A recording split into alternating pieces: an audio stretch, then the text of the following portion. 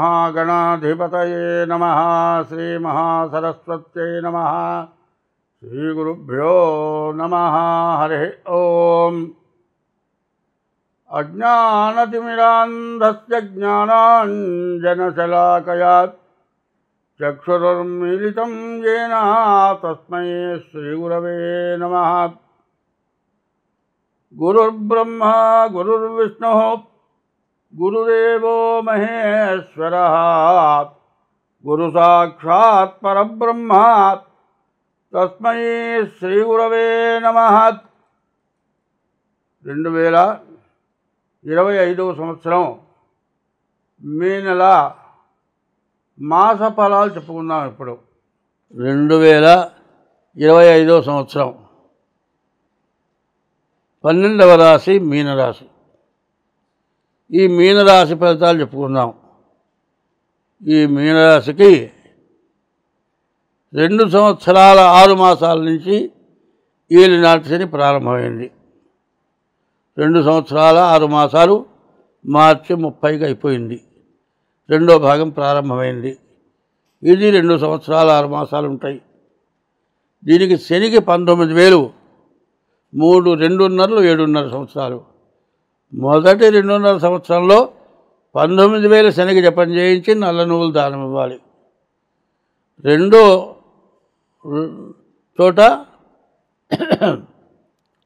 జన్మంలో శనికి మళ్ళీ ఈ మీనంలో ఈ సంవత్సరం 19,000 శనికి జపం చేయించి నల్ల నువ్వులు దానం ఇవ్వాలి. కానీ ఈ రాశి వాళ్ళకి కొన్ని సమస్యలు వస్తాయి. మంచి వస్తుంది, చెడు వస్తుంది. ఈ టైంలో ఖర్చు ఉంటుంది, మరి ఖర్చుతో పాటు జమ ఉంటుంది. ఒక పెళ్లి చేస్తే జమ, ఒక ఇల్లు కడితే జమ. అట్లాంటి అవకాశాన్ని చెడగొట్టుకుంటే ఇవి ఉన్న డబ్బులు మొత్తం పోతాయి. ఎప్పటి నుంచో పెళ్లి చేస్తాం అనుకున్నది ఇప్పుడు పెళ్లి జరగడానికి అవకాశం ఉంది. ఎప్పుడో ఇల్లు కడదాం అనుకున్నది ఇప్పుడు ఇల్లు కట్టడానికి అవకాశం వస్తుంది. ఇప్పుడు ఇల్లు కట్టినా, ఇప్పుడు పెళ్లి చేసినా బాకీలు తెచ్చుకొని బయటపడతారు. అయితే ఈ మీనరాశి వాళ్ళు కూడా శనికి 19,000 జపం చేయించుకొని నల్ల నువ్వులు ఇచ్చి దానం ఇవ్వటమే కాకుండా మీరు మీ డేట్ ఆఫ్ బర్త్ ద్వారా మీ జాతకం చూపించుకోవాలి తప్పనిసరిగా. అది లేకపోతే హస్త సాముద్రిక ద్వారానే సరే మీ జాతకం చూపించుకోవడం చాలా అవసరం. మేషరాశికి ముందు ఒక మంచి విషయాన్ని చెప్పాను. అది ప్రతి రాశికి కూడా కలపమని కోరుతున్నా. మేషం నుంచి మీనం వరకు. ఇప్పుడు మీనరాశి చెప్పాను. మీనరాశి తర్వాత ఇంకొక మంచి విషయం చెప్పబోతున్నా. అది కూడా మీరు అవలంబిస్తే, ఇది వింటే, చెప్పిన దాన్ని పాటిస్తే మీకు అన్ని విధాలా బాగుంటుంది. ఎందుకంటే మా పెద్దవాళ్ళు, మా గురువులు, మా తండ్రులు, మా తాతలు అందరూ కూడా వాళ్ళు ధర్మంగా బతికి సర్వస్వం కోల్పోయినారు. సరే మేము కూడా అట్లాగే అంతా కోల్పోయినాం. నా పేరుతో ఏమీ లేదు. మున్సిపాలిటీ పన్ను కట్టాలి కూడా ఏమీ లేదు. ఈరోజుకి ధర్మం వల్లే మేము బతుకుతున్నాం. కానీ ఇన్ని కష్టాలు వచ్చినా కూడా మానవుడు ఎట్లా ఉండాలి అనేది మా పెద్దవాళ్ళు చెప్పినటువంటి పద్ధతి ఒకటి ఉంది. దాన్ని మీకు పద్య రూపంలో ఉంది, అది చెబుతాను. దాన్ని అందరూ కూడా అవలంబించడం చాలా మంచిది. అది ఎట్లా ఉంటుందో చూద్దాం. లోకమందెవడైన లోభి మానవుడున్న భిక్షమద్దికిలో చేతబెట్టలేడు. లోభి ఏం చేస్తాడంటే వాడి చేత్తో ఎవరికి భిక్షం పెట్టలేడు. తాను పెట్టకపోతే తగవు పుట్టదుగా అని వరులు పెట్టగదూచి ఓర్వలేడు. తాను పెట్టకపోతే తనకు పుట్టదు, తను కర్మ అనుభవిస్తాడు. కానీ ఎవరన్నా పెడుతుంటే మాత్రం చూచి ఊరుకోలేడు. పెట్టేవాడి దగ్గర పోయి కూర్చొని వాడికేదో మంచి చెబుతున్నట్టు ఎవరికి పెట్టబాకు, మొత్తం జాగ్రత్త చేసుకో, నీ పిల్లలు నీకు పెడతారో నీకు తెలియదు. ముందు నీ పిల్లలకు పెట్టుకో. నీ పిల్లలకు పెట్టినా కూడా నువ్వు మీల్చుకో, మొత్తం జాగ్రత్త చేసుకొని తిను అని చెబుతాడు. ఎక్కడైనా సరే ఏదైనా జరుగుతూ ఒక పెళ్లి చేసుకోవాల్సి వచ్చి డబ్బు లేక ఊరంతా దిగి అప్పలైతే కూడా వాడికి తెలిసి ఎవరికి ఇవ్వనివ్వకుండా చేసి ఆ పెళ్ళి ఆగిపోయేట్లు చేస్తే వాడు చాలా సంతోషపడతాడట. అంటే ఆ పెళ్ళి కాకుండా ఆగిపోతే వాడికి అంత సంతోషంట. తను మంచి చేయడు, తను మంచిగా ఉండలేడు, తను ఒకరికి పెట్టడు, ఒకటి పెడితే చూడలేడు. ఏదన్నా మంచి లేకుండా పాడైపోతే చాలా సంతోషపడతాడు. ఎవరైనా శుభకార్యం చేసుకొని ఎవరన్నా భోజనాలు పిలిస్తే వాళ్ళింటికి ఎవరు రాక ఎవరు తినకపోతే చాలా సంతోషపడతాడు. ఇట్లాంటి దుర్మార్గపు మనస్తత్వాలు దేనికయ్యా? దానివల్ల ఏమన్నా లాభం వస్తుందా? దానివల్ల ఎప్పుడూ లాభం రాదు. అందువల్ల మంచివాళ్ళు ఎట్లా ఉండాలి అంటే, తనువులో ప్రాణములు తరలిపోయేటి వేళ నీ స్వరూపమును ధ్యానించునతడు. ప్రాణం పోయేటువంటి టైములో పరమేశ్వరుణ్ణి ఎవడైతే ప్రార్థిస్తాడో వాడు ఒక్క నిమిషమాత్రంలో పరమేశ్వరుణ్ణి భగవంతుణ్ణి చేరతాట. ఎప్పుడూ కూడా పరమ సంతోషంగా ఎవరైతే భగవంతుడిని ప్రార్థిస్తూ పూజిస్తూ ఉంటాడో వాడు తన్మయత్వంలో కళ్ళమ్మని నీళ్ళు వస్తుంటాయిట. ఒకడు అనుకుంటాట వీడి దరిద్రం బట్టి ఏడుస్తున్నాడు అనుకుంటాట. ఆ దరిద్రుడు వీడు ఆనంద భాష్పాలు కారుస్తున్నాయని వస్తున్నాయని ఎవడు కూడా అనుకోలేట. అటువంటి వాళ్ళకి తప్పనిసరిగా మోక్షమే వస్తుంది కానీ వేరే ఏమీ రాదు. అటువంటి వాళ్ళు ఎందుకు పుడతారయ్యా అంటే, పూర్వజన్మలో ఎంతో పుణ్యం చేసి పాపాత్మలు ఎక్కువగా ఉండి పాపం చేసేటువంటి వాళ్ళని ఆ పాపం చేయకుండా మార్చడం కోసమై వాళ్ళు మానవ రూపంతో పుట్టారు. కానీ పరమేశ్వరుల్లో ఒక అంశట వాళ్ళు. అటువంటి మంచి చెప్పేవాళ్ళు ఎంతోమంది ఉన్నారు. కానీ అట్లా మంచివాళ్ళు, మంచి చెప్పేవాళ్ళు, పరమేశ్వరుని పూజించేవాళ్ళు, వాళ్ళు తింటూ 10 మందికి పెట్టేవాళ్ళు, 10 మందికి పెట్టమని చెప్పేటువంటి వాళ్ళు వాళ్ళ సొమ్ముగా చేయడానికి ఎదురు చూస్తారు. కొంతమంది ఏం చేస్తారు, బాగా కీర్తి పేరు సంపద ఉన్నవాళ్ళు జనం దగ్గర పోగు చేసి నేను వృద్ధాశ్రమం పెడతాను, నేను అది అనాథ శరణాలయం పెడతానని పోగు చేసి వాళ్ళకి అన్నం పెట్టకుండా దాచుకొని వాళ్ళని నిలువున చంపిన వాళ్ళు చాలామంది ఉన్నారు. వాళ్ళు గొప్పవాళ్ళ? ఎప్పుడూ పరమాత్మని ధ్యానం చేస్తూ తనకు ఉన్న దాంట్లో ఎవరికైనా పెడుతూ కనీసం తన ఒక్కడికే వండుకున్నటువంటి అన్నం ఎవరైనా వస్తే వాళ్ళకి పెట్టి వీళ్ళు పస్తుపడుకుంటారు. ఏ చెట్టు కాయలో కోసుకు తింటారు. అవతల వాళ్ళు కడుపు నిండా తిరిగేటట్టుగా చూస్తారు. అటువంటి వాళ్ళు దేవాలయంలోకి పోయి దేవుడికి దండం పెట్టిన దానికంటే అటువంటి వాళ్ళకి దండం పెడితే ఎంతైనా మంచి పుణ్యఫలం వస్తుంది. అటువంటి వాళ్ళు నీ గడపలోకి ఎప్పుడైనా సరే వాళ్ళంతా వాళ్ళు వచ్చారు అంటే నీకు ఐశ్వర్యం వచ్చినట్లే, నీ జన్మ తరించినట్లే, నీ వంశం వృద్ధి పొందినట్లే. కాబట్టి అట్లా మంచి పని చేయండి. మంచి పని చేసే వాళ్ళని బాగా గమనించండి, వాళ్ళ ప్రవర్తన చూడండి, వాళ్ళు చెప్పినట్లు వినండి. అందరం బాగుంటాం, మీరు మేము అందరం బాగుంటాం. స్వస్తి. అయితే ఒకటే చెబుతున్నాను, నేను నా వయసు 82 సంవత్సరాలు.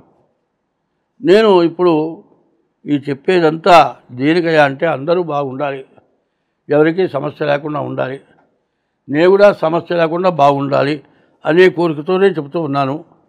ఇప్పుడు మీ జాతకాలు కావాలంటే నా ఫోన్ నెంబర్ ఉంది 7801071946. ఇది ఒక నెంబరు. రెండోది 6300061241. ఈ నెంబర్కి ఫోన్ చేయండి. ఫోన్ చేసి మీ జాతకం కానీ డేట్ ఆఫ్ బర్త్ ద్వారా కానీ హస్త సాముద్రిక ద్వారా కానీ మీ జాతకం నేను చెప్పగలుగుతాను. మీరు ఈ ఫోన్ ద్వారా సంప్రదిస్తే అయితే దానికి తగినటువంటి ఫీజు మాత్రం తీసుకుంటాను. ఎందుకంటే నేనేం ఎవరిని అన్యాయం చేసి సంపాదించేవాడిని కాదు. అందరికంటే ఎక్కువగా తీసుకునే ఉద్దేశం నాది కాదు. అందరూ తీసుకునేదానికంటే నేను చాలా నాలాగా చెప్పగల వాళ్ళు తీసుకునేదానికంటే చాలా తక్కువ ఫీజు తీసుకుంటాను. అందరూ బాగుండేట్లుగానే చూస్తాను. అందరికీ ఏ పూజలు చేయాలో ఎట్లా చేయాలో చెబుతాను, చేయిస్తాను. మీరు ఎవరైనా సరే సంప్రదించదలుచుకుంటే మా శోభన్ ఫోన్ నెంబర్కి సంప్రదించండి. వేముల వల్ల చెట్లు పెరిగాయి, చెట్ల వల్ల కాయలు వచ్చాయి, కాయల వల్ల పండ్లు వచ్చా. ఇవన్నీ తినడం వల్ల మీకు జ్ఞానం వచ్చా. ఈ జ్ఞానం వచ్చిన తర్వాత నీ తల్లిదండ్రులు స్కూలుకో, హై స్కూలుకో, కాలేజీకో పంపించి చదువు చెప్పించారు. నీకు ఉద్యోగం వచ్చింది, నీ వయస్సుకి నీకు పెళ్లి చేశారు, నీకు భార్య వచ్చింది. ఎంతసేపు ఇప్పుడు కలుగుతున్న పిల్లలు ఎట్లా ఉన్నారు? చదువుకోమంటే వినరు. బతికిలాడో కష్టపడో ఏదో రకం చెప్పు పిల్లలు చదివిస్తారు. సరే చదువుకుంటారు, ఉద్యోగం వస్తుంది. ఉద్యోగం వచ్చిన తర్వాత పెళ్ళి అంటే ఏరా పెళ్లి చేసుకోరా, నాకు ఇప్పుడు వద్దు. ఎందుకనరా? కాదురా, వయసు విరిగిపోతుందిరా, నాకు వద్దు. అసలు చేసుకోవచ్చా? చేసుకుంటా. ఎప్పుడు చేసుకుంటారా? నాకు టైం కావాలి. ఇట్లా కాలం గడుపుతాడు. కాలం గడిపిన తర్వాత మా ఒకటి వాళ్ళ దగ్గరికి వస్తారు వాళ్ళు. ఆ పిల్లవాడి తల్లిదండ్రులు డేట్ ఆఫ్ బర్త్ తీసుకొచ్చామండి, మా అబ్బాయికి పెళ్లి చేసుకోమంటే చేసుకోవట్లేదు, ఇన్ని సంబంధాలు వచ్చినా కూడా చెడగొట్టుతున్నాడు అంటే నా బట్టి వాళ్ళు చూసి, అయ్యా మీ అబ్బాయికి ఇదివరకే పెళ్ళి అయిపోయిందని చెబుతాను నేను. అమ్మ మా అబ్బాయి అట్లాంటి వాడు కాదండి, చాలా మంచివాడండి, జీతం తీసుకొస్తాడండి, మాకే ఇస్తాడు. ఈ మధ్య కాస్త జీతం ఇవ్వటం లేదు, వాడుకుంటున్నాడు, జలసా చేస్తున్నాడు, మంచి మంచి గుడ్డలు కొంటున్నాడు, కానీ సగం కూడా జీతం అనట్లేదు. కానీ వాడికి ఏ అలవాట్లు లేవంటారు. ఏ అలవాట్లు లేకపోతే గట్టిగా నిలేసి మేము పెద్దవాళ్ళం అయిపోయాం, ఇవాళ రేపు చచ్చిపోతాం, మేము చచ్చిపోయిన తర్వాత నీకు ఎవరినా దిక్కు, నువ్వు పెళ్లి చేసుకోవాల్సిందే, మంచి సంబంధం మనకు తెలిసిన వాళ్ళు నువ్వు చేసుకో అంటే వాడేమంటాడు, నాకు మీరు చూసిన సంబంధం అక్కర్లేదు. అరే ఏంటిరా, నేను పెళ్లి చేసుకోను. మరి పెళ్ళి ఎట్లావురా? నా ఇష్టం వచ్చిన అమ్మాయిని చేసుకుంటా, నేను చెప్పిన అమ్మాయికి నిచ్చి చేస్తే నేను పెళ్లి చేసుకుంటా, లేకపోతే చేసుకొని అంటాడు. సేమ్ ఇదే జరిగింది. వాడి తల్లిదండ్రులు నా దగ్గరికి వచ్చారు, వాడికి పెళ్ళి అయిపోయిందయ్యా అంటే, పెళ్ళంటే శాస్త్రయుక్తంగా పెళ్లి కాలేదు కానీ అన్నీ అయిపోయినాయి. అబ్బాయికి ప్రేమికురాలు నుండి అన్నీ గడిచిపోయినాయి, పిల్లలు కూడా పుట్టారయ్యా వాడికంటే. మా అబ్బాయి అట్లాంటి వాడు కాదు అన్నాడు. సరే ఇంట్లోకి వెళ్ళిన తర్వాత 4-5 నెలలు అయిన తర్వాత వచ్చాడు. ఆ పిల్లవాడి తండ్రి ఏజీ ఆఫీసర్. ఆ తండ్రి బారసాలు నేను చేయించాను, ఆ తండ్రి పెళ్ళిని చేయించాను. వారు నన్ను నమ్మల. కొడుకు మంచితనాన్ని చూసుకొని కొడుకు మీద ప్రేమతో కొడుకు మాటలు నమ్మాడు కానీ నా మాట నమ్మలే.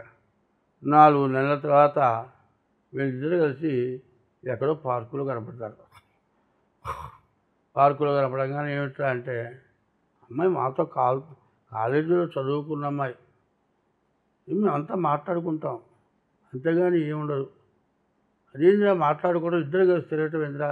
ఏం లేదులే నీకేం లేదు పో, నువ్వు చదువులే సంధ్య లేదు పొమ్మని ఉన్నారు.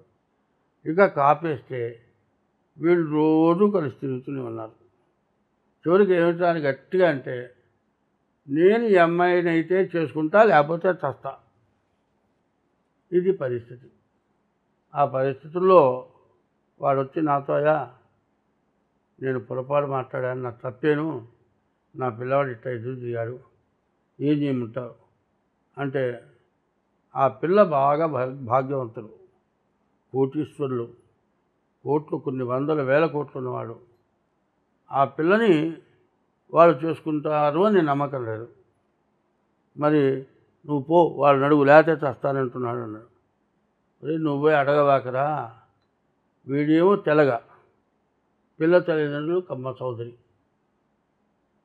వాళ్ళు ఇష్టంగా ఉంటే బాగానే ఉంటుంది, ఇష్టం లేకపోతే ఇంట్లో కూడా బయటికి రావురా, నీ పిల్లవాడు చేసిన తప్పు అన్న. చివరికి అట్లా 2-3 ఏళ్ళు మెదలకుండా ఊరుకున్నారు. ఆ పిల్ల వాడిని వేధించింది. మీ వాళ్ళు నాకు ఇచ్చి పెళ్లి చేస్తే చేసుకుంటా అన్నాడు. చివరికి తల్లిదండ్రులే వచ్చి మా అమ్మాయిని మీ అబ్బాయికి ఇస్తామయ్యా, మరి మేము అంత బీదవాళ్ళం అండి, అంతవాళ్ళం కాదు, ఏమక్కర్లే, మాకు ఇద్దరు ఆడపిల్లలే, మాకు 1000 కోట్లు ఉన్నాయి, మీ పిల్లవాడిని పరిశీలించాం, మీ పిల్లవాడు చాలా మంచివాడు, మా పిల్లని ఇస్తాను చేస్తాం అన్నారు. మళ్ళీ అప్పుడు కూడా వచ్చారు. వచ్చిన తర్వాత వాళ్ళు అంతకుముందే వీళ్ళిద్దరు డేట్ ఆఫ్ బర్త్లు ఎట్లా ఉన్నాయి చూపించుకున్నారు. వీడు కూడా వాళ్ళ డేట్ ఆఫ్ బర్త్ చూపించాడు.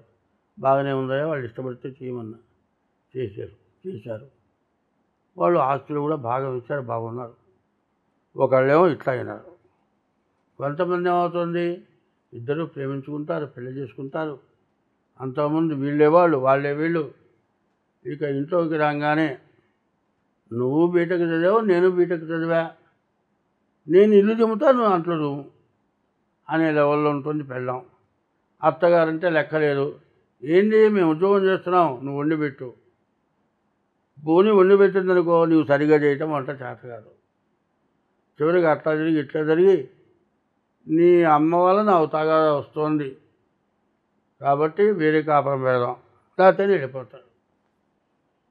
వీడేం చేస్తాడు, తల్లి మీద ప్రేమ ఇట్లా వదిలి పెడతానంటే వెళ్ళిపోయి పుట్టింటికి వెళ్ళి నోటీస్ ఇచ్చి పిల్లవాడి తల్లిదండ్రుల మొత్తాన్ని పోలీస్ స్టేషన్లో పెట్టి కోర్టుకి ఇచ్చి వీళ్ళు ఇచ్చిన దానికంటే ఎక్కువ కోట్లు మాకు ఇస్తే విడాకులు ఇస్తాం, వీళ్ళ దగ్గర డబ్బులు లేవు, వీళ్ళు విడాకులు ఇవ్వలేరు, మరి విడాకులు ఇవ్వడానికి డబ్బులు లేవు, వాళ్ళు విడాకులు ఇవ్వరు. ఈమెమో బాగా మంచి వర్తన గల మనిషి, ఎవరి దగ్గర ఎట్లా ప్రవర్తించాలో తెలుసు, ఆమెకు కావాల్సినవన్నీ జరిగిపోతున్నాయి. ఇవాళ మగపిల్లవాడికి ఆడపిల్ల దొరకటం కష్టంగా ఉంది. వీడికేమో పెళ్లి కాదు, ఆమెకి పెళ్లితో అవసరం లేదు.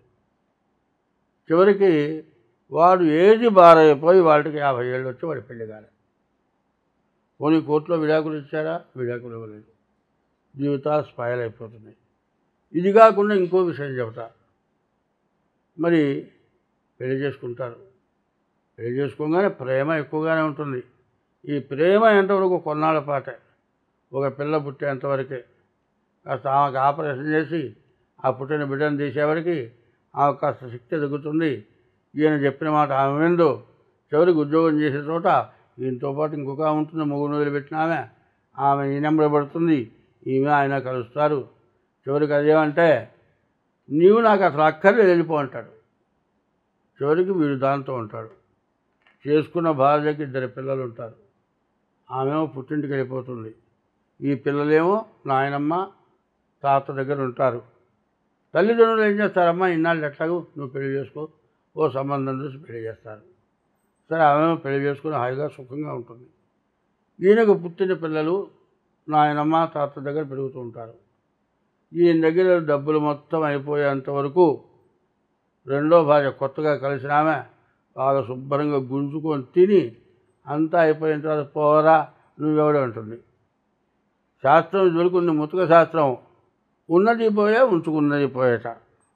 ఉన్న భార్య చక్కగా పిల్లల్ని కానీ చక్కగా ఉన్న భార్యతో వైరం పెట్టుకొని భార్యను పోగొట్టుకొని కొన్ని బుద్ధి వచ్చినప్పుడు వస్తుందంటే ఆమె ఇంకో పెళ్లి చేసుకుండే, ఈమె దాన్ని ఇవ్వబోయా, నీ ఉద్యోగం బాయా, నీ పిల్లలు అనాథలైపోయినారు, నువ్వేమైనావు శుభ్రంగా తాగుడికి అలవాటుపడ్డావు, దేవదాసు అయిపోయినావు.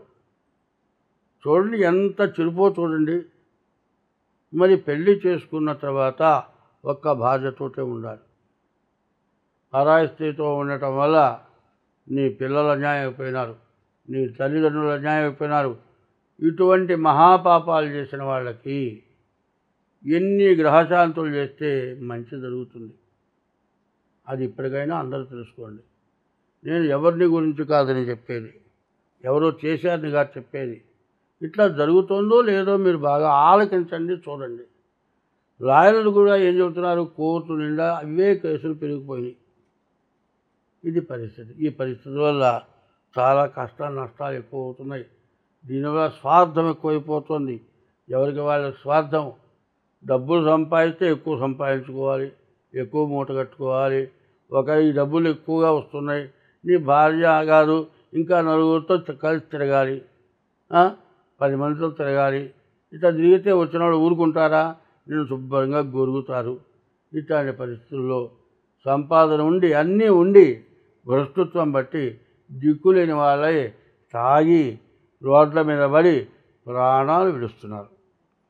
ఎంత అభివృద్ధికి రావాల్సిన వాళ్ళు ఎంత చెడిపోయినారో ఆలోచించండి. అటువంటి వాళ్ళని చూసి వాళ్ళకి బుద్ధి చెప్పడమే కాక మీరు కూడా అపసవ్యమైన దారికి పోకుండా ఉండి బాగుండటానికి చెబుతూ ఉన్నాను. 24 నుంచి 27 వరకు గ్రహస్థితులు బాగాలేవు. దానివల్ల సమస్యలు ఎక్కువ అవుతాయి. కాబట్టి ఎవరికి వాళ్ళు జాగ్రత్తగా ఉంటే మంచిది. స్వస్తి.